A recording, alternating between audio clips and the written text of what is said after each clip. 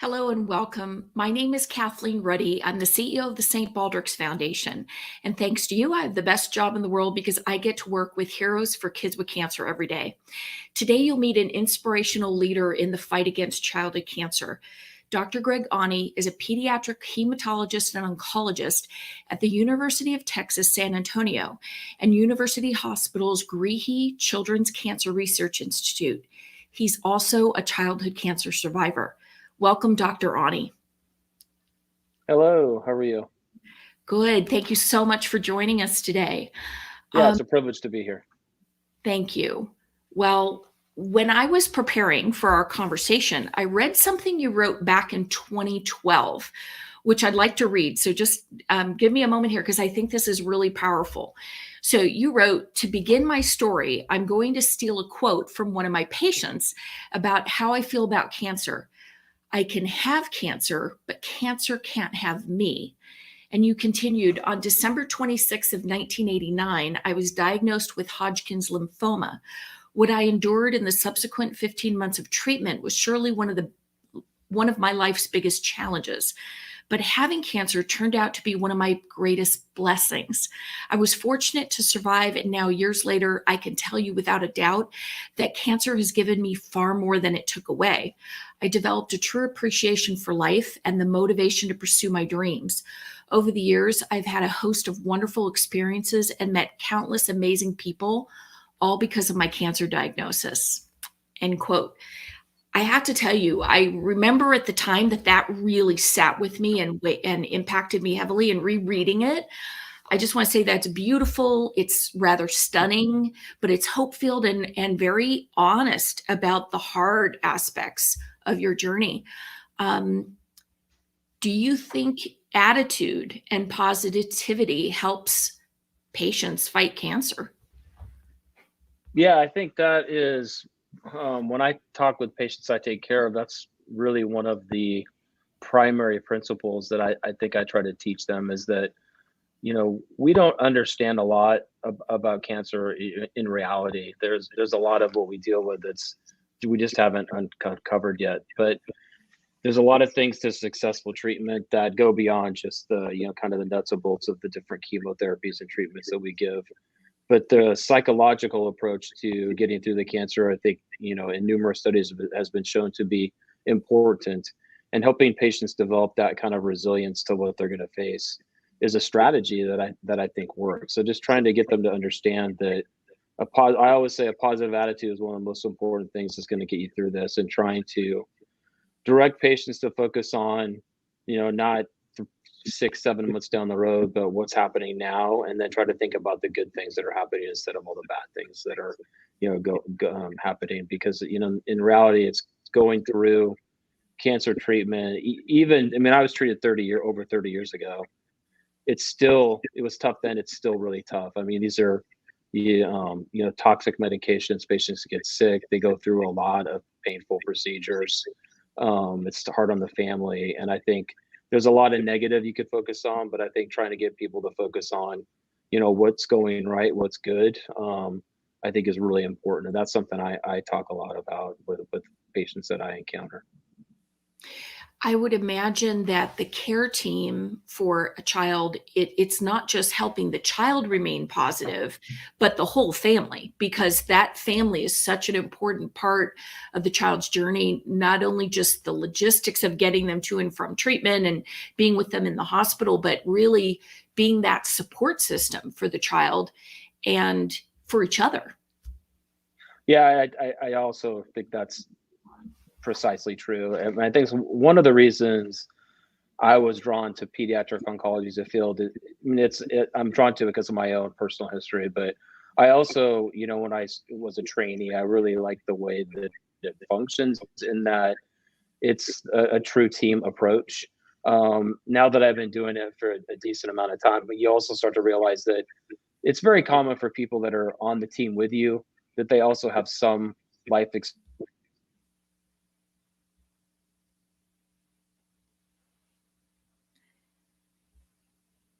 I think we've lost Dr. Aune's connection. we, nurses and doctors and residents, and we have psychologists and social workers, and it's a whole, vast array of people that help, the oncologists. We're just one person in the whole machine. But you cannot do a really good job without all the supportive services, in my opinion. And cancer is a multidisciplinary, requires a multidisciplinary approach, and that's just one of the, I think, the pluses to how we approach these patients, is that we don't just think about the actual medical part of the disease. We think about the entire range of ramifications. Emotional, spiritual, all of it. And really, it's the essence of what we hear about treating the whole person, not Correct. just the disease. Right. And and you think back to like a lot of the stage of when you're in college and thinking about medical school and peers and all of us that end up in medicine, and everybody's always, a common refrain is, I want to help people, I want to go to med school. And that's truly what we're trying to do. It's not just helping the patient, it's helping, their entire family, because a cancer in children is especially challenging. And those of us that are parents, I think, realize this. I didn't realize it as much until I was a parent, and then I saw my field a lot differently on behalf of my own kids. But it really is, requires a different approach, and that's one reason I think people are drawn to this field. So you were diagnosed with Hodgkin's disease. Can you tell our audience, what is that exactly? And what was it like to be diagnosed at 16, and how did it change your life? Yeah, so Hodgkin's disease, or Hodgkin's lymphoma, is a cancer of the lymphatic system. So throughout our body, we have lymph nodes, which I guess in simple terms help, kind of filter the blood and prevent the spread of infection. And there's a lot of cells from your immune system in these lymph nodes. And with lymphoma, these types of lymphoma, some of those cells become malignant and turn into a tumor. And so that's Hodgkin's disease. I was diagnosed at age 16. I grew up on a farm in rural Eastern Washington, so a very small town. My dad was a farmer, obviously, and then my mom was a teacher. We weren't really a medical family. There's not a lot of doctors in my family, or lots of farmers. And I think I was a pretty smart kid and was interested in science. I was not thinking of going into medicine until I actually experienced being a cancer patient. And so for me, I was diagnosed right after Christmas, my sophomore year of high school. I was a fairly good athlete, and that was one of my main focuses as in high school, was sports and probably making sure I had good grades. But then going through the treatments, I really, physically was changed quite a bit. In sports, I was not as, I played them, but I struggled a lot with them, and it was difficult, I think, trying to overcome the after effects of chemotherapy. During that treatment, I learned a lot about the short-term toxicity of the cancer therapies we use. And in many respects, it's very similar today, although I think we have better supportive care. But I went through a lot of, I vomited a lot, sometimes for 24 to 48 hours going through, particular chemotherapy. I lost approximately about 70 to 75 pounds of weight over the, kind of 6 to 8 months of my chemotherapy treatments. Which isn't something we see as much now. I think we're better at managing these things, but it was just kind of the era in which I was treated. And, every patient's different with chemotherapy. Sometimes you have, kind of extreme effects, and my intestines just weren't working that well. And I had to do peripheral nutrition for that time period, and lost a lot of weight. So that was pretty hard. But, during that time, I also saw a lot of kids around me. It was the late, 80s, early 90s. There was, unfortunately, children died at a higher rate back then from childhood cancer. We're a little better now, but I definitely knew kids that were around me that passed away. And I just remember thinking that if I was going to be blessed to get through it, that I was going to, try to do something about improving, the field in some way that I, started to get interested in from my own experience. So But it was a life-changing experience. It was a major life-changing experience. There's no way I'd be where I am today doing what I'm doing had I not gone through that. Not a chance in the world that would have happened. So physically, emotionally, career trajectory, course of study, everything changed for you very quickly. Did you know that early that you wanted to be a clinician as well as a researcher, or were you interested one bent initially more than the other, or how did that kind of journey evolve? Yeah, that's a great question. I love telling the story. So I got really interested in clinical medicine just from seeing how, the doctors worked, the nurses worked, and how the hospital worked, and just how all that worked. So, I want to go to med school. So I started college with that in mind. I knew nothing about research, but I knew that you needed to be a top student to get into med school. So after, my freshman year, I started in my freshman year of college, I started looking at, different professors that would do research and talk with a couple of them about working in their lab, doing things, and started to do that my freshman year. In parallel, I was doing things like in some of my classes where I would go, learn about something. And there was this day that I remember where I'd got, this is pre-internet, so you couldn't just get on your computer and look up everything. But I wanted to write a paper on chemotherapy. And so I went up to the University of Washington Medical Library because I was in Tacoma, so I went to college. And I got there, it was a Saturday. I got there at 9, and the library was open till midnight. And so I started looking for things, and I found this book. And it was in retrospect, I think it was one of our main pediatric oncology textbooks. And I started reading. I was just fascinated with it. And the next thing I knew, I heard the announcement that the library was closing. And I literally had sat there for like 12 plus hours straight reading this book. And it was, I read tons about the different chemotherapies I had taken, and it was fascinating to me. But that's when I kind of realized maybe, the research part of this is something I might actually do someday, and started looking in, being more aware of what was available for that pathway. And then ultimately, kind of found that there's a dual training pathway that people do. And I went down that route eventually. I would say that is a definite sign that you are on the right path. Right. 12 hours can go Right. by without even Or realizing it. or just super nerdy, but probably a little both there. So I think our audience can probably glean from some of the things you've already shared, that you have said pediatric cancer is a diagnosis for life. But can you tell us more what you mean by that?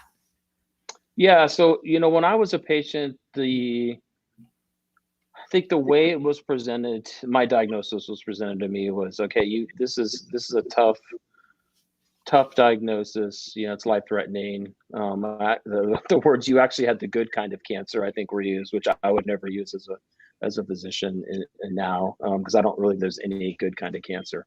But that's kind of how it was presented to me, and that if you just get through this block of treatment, we're going to get rid of it, and then your life goes back to normal. And so I think what I'll tell you is it's not going to go back to the normal that it was before you had cancer. And I think, my generation of patients, keep in mind before the 80s, there wasn't large numbers of survivors. So I kind of consider myself in this generation of survivors about which we've learned a lot about the long-term, kind of ramifications of being a childhood cancer survivor.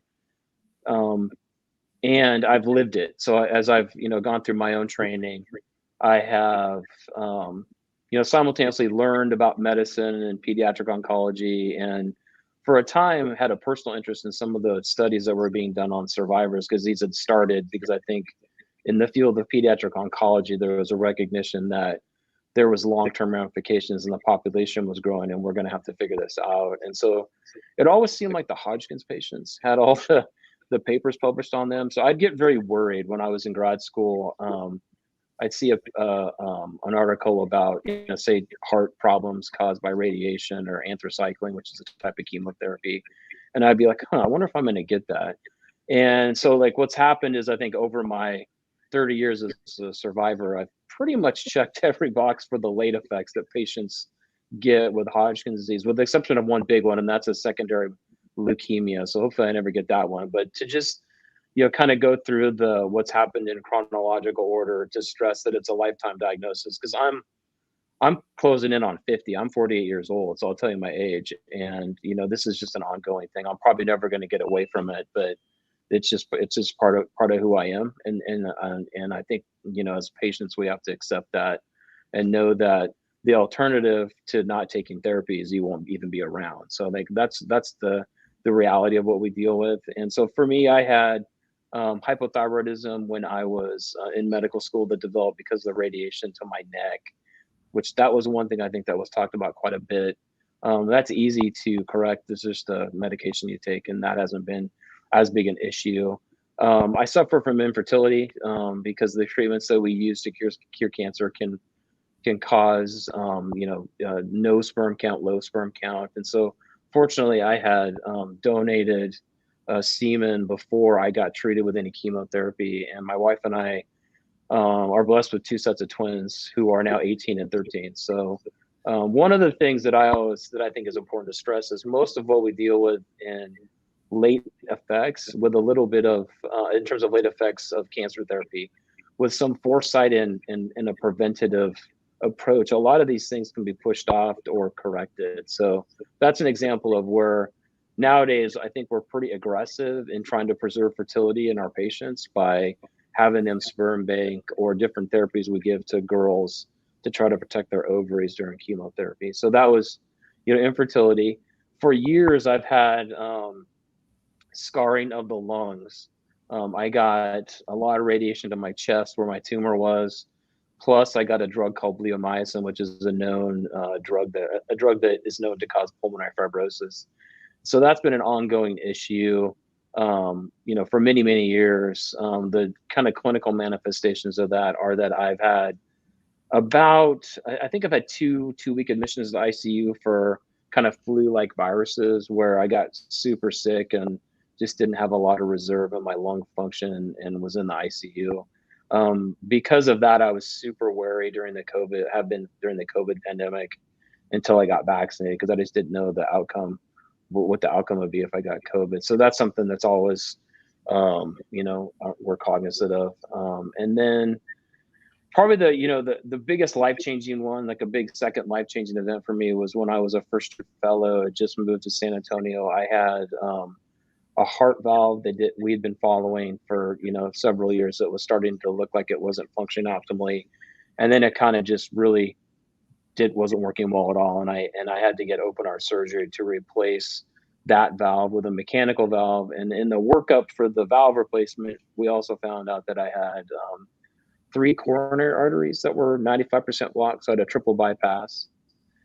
And so that was obviously a big life-changing event. And I think I can talk in a subsequent question about how that impacted the research I do now. But that definitely changed my perspective on pediatric oncology and survivorship, because until that time, it was a personal interest of mine, wondering if I was going to have some of these issues. And then it became more of an academic interest, I would say, at that time. Meaning I started really looking through the literature and what do we know about this. In the subsequent years to that, so I recovered fully from that, and it was tough, but made it through, finished my fellowship, but continued to just have things happen. So I've had a couple skin cancers that have been taken off my back. So I'm monitor once a year for that still, and that's a common thing we see in our patients. I then had a mild stroke. And the irony of the mild stroke is when that happened, I'd been pretty diligent about trying to exercise more and eat a little better. But I think I'd lost like 10 pounds over about maybe, 6 weeks, and was feeling pretty good about myself. And then I had this stroke, which was really scary. I couldn't move my left side of my body for, about 30 minutes, and then it resolved. But then when I was admitted getting worked up for that, they come in and tell me, well, you have diabetes. I'm like, what are you talking about? So I've had diabetes, type 2 diabetes, and I'm on several medications for that. And then I've recently continued to have issues with the heart and have a second valve that's getting evaluated, might need to be replaced, and kind of increased pressure in my pulmonary circulation, which is probably a result of the radiation. And so these things just keep keep happening. And the thing that I always try to stress from the academic side of things and the field is that the story I tell, my own story, really isn't unique. If you look at the studies, patients that were treated in my era, they all have similar stories with that many late effects once you start, getting to your fourth, fifth, sixth decade. And that's really, we hope that the way we've modified our treatment protocols for our current patients is going to lessen that, but we don't know yet. And there's, it's almost a guarantee that we're still going to see, pretty significant late effects because we haven't changed them, completely yet. And there's a lot more that needs to be done. Well, and you just made a brilliant case for the investment in research, in childhood cancer research specifically. I just want to say to our audience, if you've just joined us, we're speaking with Dr. Greg Aune, a childhood cancer survivor and physician scientist at the University of Texas San Antonio and Greehey Children's Cancer Research Institute.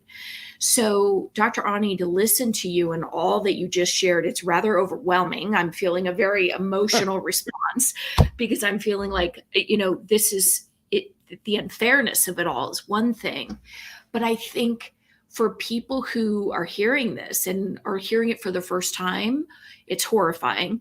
And for a family that might be listening, it's pretty terrifying to think about, oh my gosh, is this in our future? And you took a very pragmatic kind of scientific approach to, I want to know if this is going to happen to me. And you rolled up your sleeves and started doing something about it. But not everybody necessarily has the same skill sets you do. So I guess maybe Right. if you could talk a little bit about the research, because I don't think it would surprise our audience to find out that you focus on survivorship issues and Right. how research has helped to change the futures for childhood cancer survivors. Yeah, totally. So my research, most of the research done to date in cancer survivorship, I would describe as really well done epidemiology studies where we've put all patients that have survived in what's called a cohort, and then looked at the treatment exposures they've received, and then studied their kind of health outcomes. And there's really been some phenomenal research that's done. As the main study is called the Childhood Cancer Survivor Study, which is now based out of St. Jude in Memphis. And what we know from that is the prevalence of late effects in this population is really high. And going forward, the study has continued to follow cancer survivors from the as far back as the 70s, but then we're continuing enrolling new patients now, and now with that in mind can now compare outcomes across different eras of treatment. And there's been a couple really, I think, important papers that have been published in the last 2 or 3 years that show, knowing those late effects, we're now able to screen for them and try to prevent them. And so by deploying that in the population of survivors across the board, what that's done, it has contributed to lessening the long-term morbidity. And this can be shown by, if you look at the late mortality rates from non-cancer causes in patients. And so screening works, and continuing to do screening is really important. There's still a lot of gaps in our survivorship research, portfolio. One of which is, I said a lot of it's been epidemiology, and I'm not an epidemiologist. I'm a laboratory scientist, a basic scientist. And so one thing I wanted to bring to the world of survivorship research was, some of the laboratory approaches to studying cancer, but adapt them to understanding late effects. And so my lab has developed, models to understand how chemotherapy and radiation damage the heart. We've established a program to develop novel, kind of nanoparticle delivered medicines that theoretically will not damage the heart, as a way to kind of lessen that cardiotoxicity or cardiac toxicity in future patients. And then the third big issue, or a third gap, is just the lack of consistent follow-up for patients. So you touched on this. I'm pretty much ideally positioned with my knowledge and my training to kind of direct my own care, and my wife's a physician. And so we're very well connected. And when I have an issue, I know how to, kind of get the help I need to hopefully, prevent, a bad outcome. I recognize that most patients out there don't have that, situation, don't have those connections. And we really need to, change the system so that all patients, have a place to go as they age as survivors. Because again, it's a lifetime diagnosis, and sometimes it's hard for people to hear that they went through this tough cancer period as a family or as a patient, and that there's going to be other things they have to do. But unfortunately, that's just part of it. I didn't mention, but I think I counted up my pills because I wanted to say this. I take 21 pills a day. And that's, just part of me, being as healthy as I can be and using modern medical technology to, be as healthy as I can be. But I think that's the expectation we need to, create for our patients is, you're going to survive. There's a really good chance that you're going to be a long-term survivor, but that means life of how you thought about it for your future may not be exactly how you thought it was going to be. You might have to you're going to have to do a yearly visit to be seen by an oncologist. You're going to have to probably take some medicines at some point, and hopefully you're going to take care of yourself a little better, because a lot of this stuff that, that causes a lot of health morbidity in people that are not cancer patients, obesity, alcohol use, smoking, those things are really problematic for survivors. So trying to educate the population on these issues is one of the main, kind of areas of, I would say, low hanging fruit to really improve the health, is by just kind of making the awareness part of this. So I want to thank you for giving the shout out about that St. Jude study, because the St. Baldrick community helped fund that. Definitely. Dr. Aune, you're both an MD and a PhD, so you treat patients and you work for cures and less toxic treatments. So those are incredibly difficult, but very different jobs. Which aspects of your two jobs challenge you the most?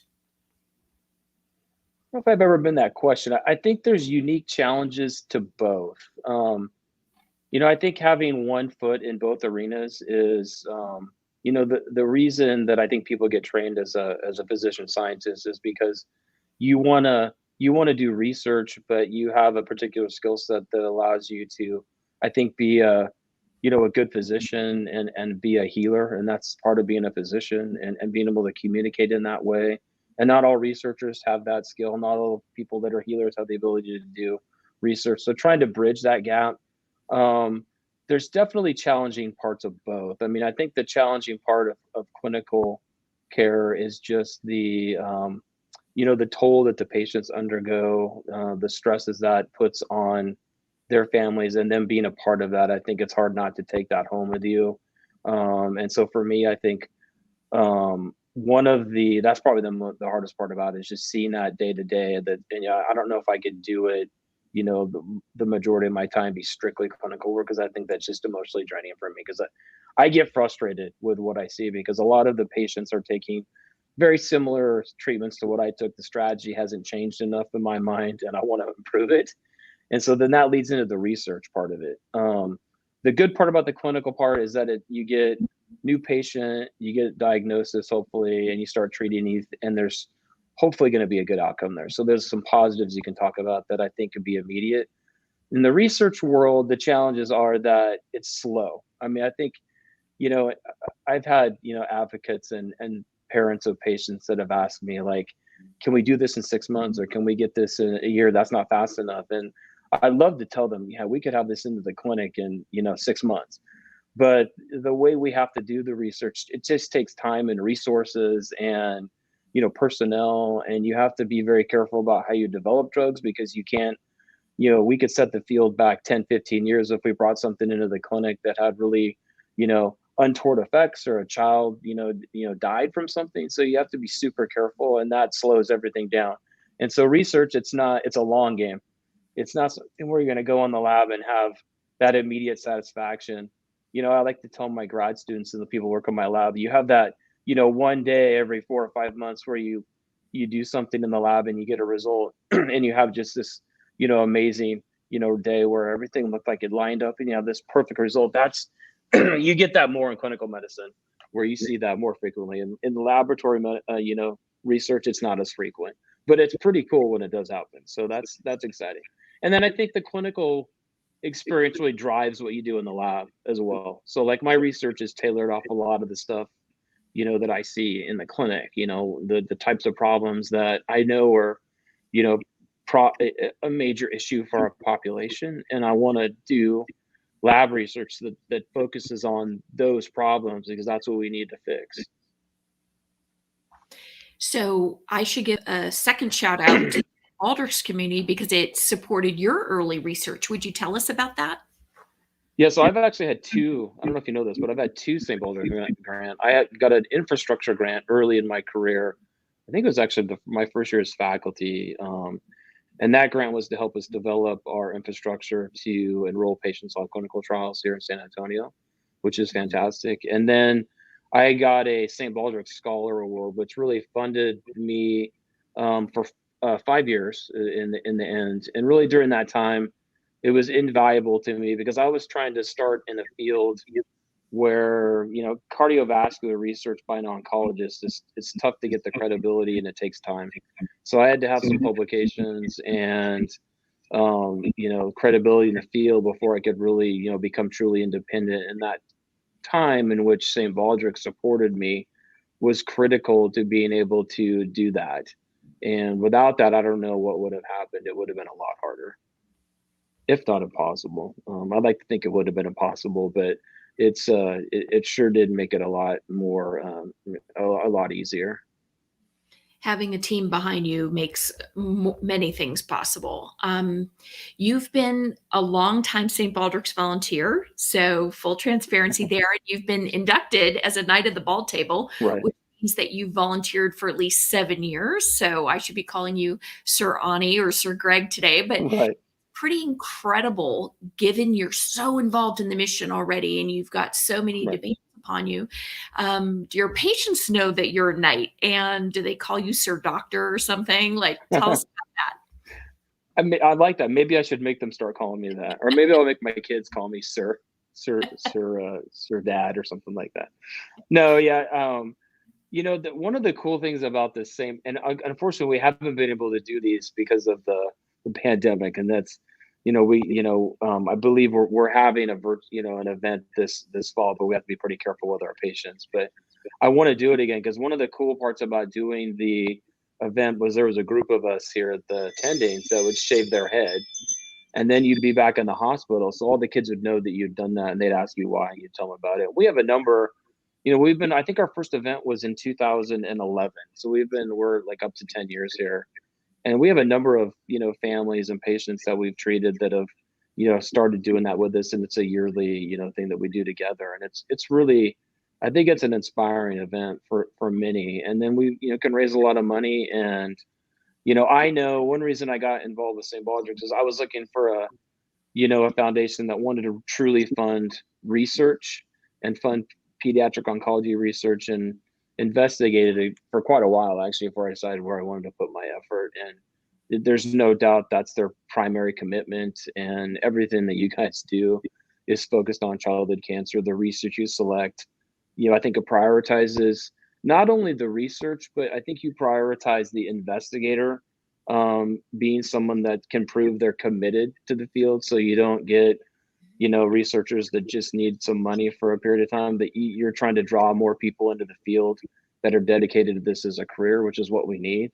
You're dedicated to students, which I like. So there's student programs, because another part of our, I think, ability to change how our diseases are treated is to draw in the next generation of talent. And so I view that as one of my jobs. I'm always trying to find the best med students or grad students that are out there, and kind of pitch what we're doing and tell them why it's great to do pediatric oncology research and why it's different and why they should do it. And I think you guys are all, also invested in that mission as well, and the emphasis on people early in their career, because that's really where I think in terms of developing an independent research career, if you talk with researchers, that's really probably the toughest period. It's really hard to generate enough of your own data, your own publications, develop your own research niche, where then you can go and get federal funding from the National Institutes of Health, which is, for most of us that are in academic positions, that's what our institutions expect of us, and that's their mark of a successful researcher. So helping us get there is critical. And it's critical to the field, because if all of a sudden that stopped, where would research in our field go? We wouldn't have anybody, and we can't have that happen. You're spot on. Everything you said is exactly. We really do believe that we need to continue to invest in the next generation of researchers to make sure that the work continues as people retire, that we don't lose momentum, and that all the things that you and your colleagues are discovering, we can layer upon and build upon to create more wins for kids with cancer. And I think the St. Baldrick's Foundation focus on research is all about trying to get the root of the problem. There are many other organizations that address other ancillary needs of kids with cancer, but the pressure on all of those organizations will be minimized if we can solve the problem better at the start, at the core. So that's very much what we're trying to do here. Dr. Aune, you're also an outspoken advocate for the needs of kids with cancer in Washington, D.C., and you're a member of the St. Baldrick's Advocacy Committee.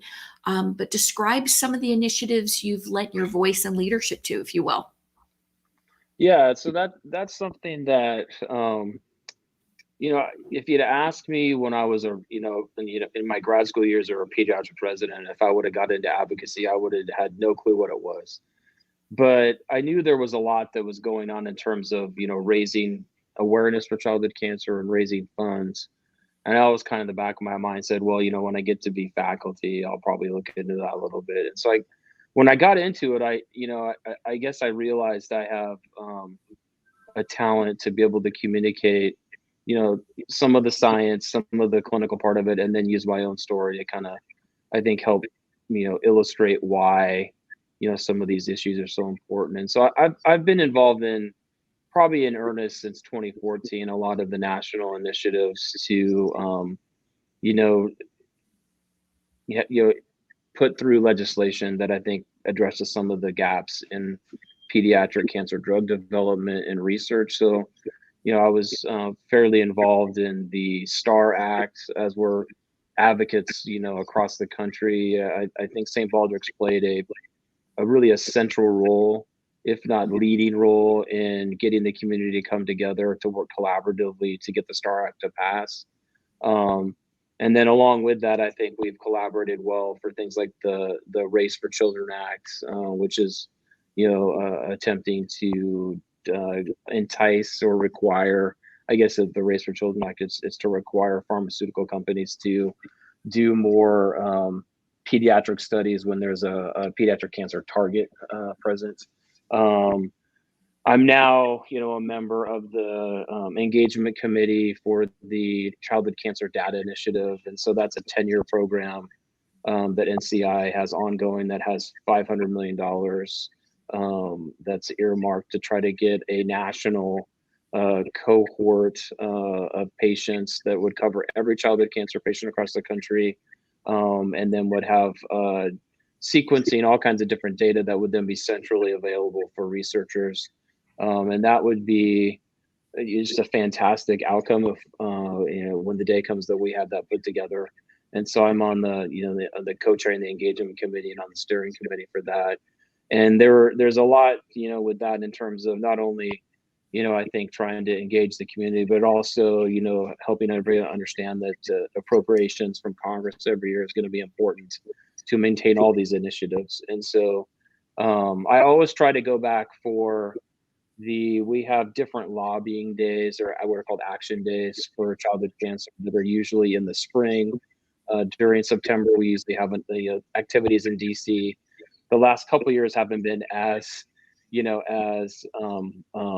much in person, obviously. I think there are some things this year in person, but I won't be going back to DC. Lots of virtual things, but try to participate in those. And then the one thing that's changed a lot about, I think childhood cancer is just the social media and how we can communicate so quickly about what we're interested in. And so, and what we're passionate about. And so trying to, continue to be a part of the social media campaigns to raise awareness for childhood cancer, and the challenges that are out there, during Awareness Month, but then other key dates throughout the year is something that I think I try to participate in as much as I can. And thank you for that leadership. You've just given a great plug, because September is Childhood Cancer Awareness Month. But of course, you would agree that kids with cancer need heroes all year long and need attention and support all year long. These days I rarely meet someone who isn't aware that kids get cancer, but I find many people still aren't aware that they have the power to do something about it. So, Dr. Aune, what help do you and your fellow researchers need from our audience to help you be more successful, and why is it so urgent today? Well, so I think the first thing is that cancer, despite what people may hear, the stat that's always, I think, kind of highlighted is the 80% 5-year survival rate.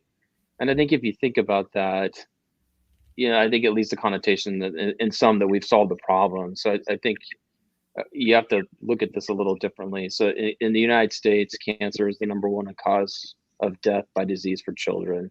And then the late effects issue is, I would say devastating for the population. So if you look at patients by age 50, 60% of them will either be dead or suffering from a severe life-threatening late effect.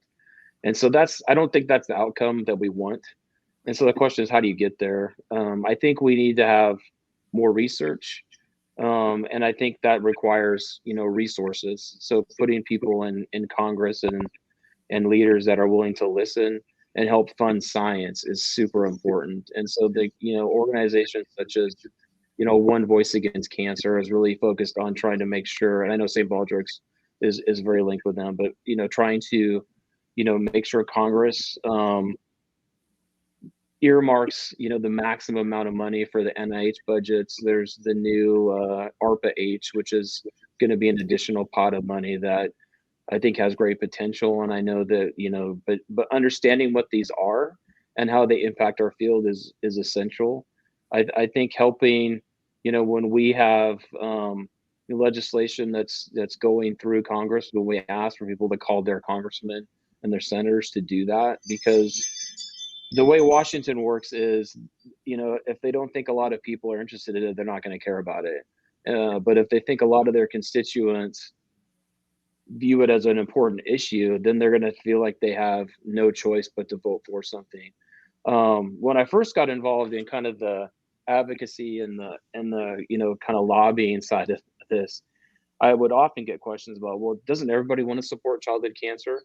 And I think that's true, but it's still politics, and it's really, I think, it makes people cynical with some of the stuff you see where they don't support it for reasons that just are not related, and it's frustrating. But we have to, surpass that and get past that. And the previous Congress, I think childhood cancer was one of the most successful entities in that we passed 3 laws. And I don't think anybody had that kind of success. And this is all about collaboration and pulling in the community. So just getting more people, bought into our mission can help change those things. And then understanding, I think the critical issue is with pediatrics is drug development is slow. And it's slow because we don't have huge numbers of patients. Pharmaceutical industry does not invest generally in pediatric cancer research. So they're not developing drugs for a rare pediatric cancer from the ground up. Whereas for breast cancer or lung cancer, there's efforts in industry to look at these tumors and try to develop drugs in industry. It just doesn't happen. So trying in pediatric cancer. So trying to, help us develop the infrastructure to study pediatric tumors, to develop drugs is really, something that I don't think has been solved yet. And we have to come up with a different way of doing it, or that's different than what we have been doing. Because if you look at the last 40 years, there just hasn't been that many drugs that have been developed for pediatric cancers. And in the adult cancer world, there's dozens of new chemotherapy drugs that are out there, and we still don't have this type of progress in pediatric cancer. So the question is why? And so really trying to understand that issue and help us, I think, is something that the general public can do. It's up to us to, I think, teach them. But unfortunately and fortunately, cancer is pretty rare in kids. It's not like we have millions and millions of people out there that have been affected by it personally. It's a small but vocal group. But I think with the kind of the way our interconnectedness in the modern era, I think allows us a different opportunity than 30, 40 years ago. And there are changes that happen. I think passage of the laws that impacted how we develop drugs is an important first step. But I think we got to keep building on that momentum and hope to continue to make progress. Well said. Thank you, Dr. Aune, for sharing that call to action and for sharing your experiences and your driving passions with us today. To all of you listening or watching, if you'd like to read more about Dr. Aune's childhood cancer journey and his research work, please visit our blog on the St. Baldrick's website and search by Greg Aune. From all of us at the St. Baldrick's Foundation, thanks for making your own contribution in this Childhood Cancer Awareness Month to help give kids a lifetime. Your gift now will help fund more life-saving research grants next month. Take care.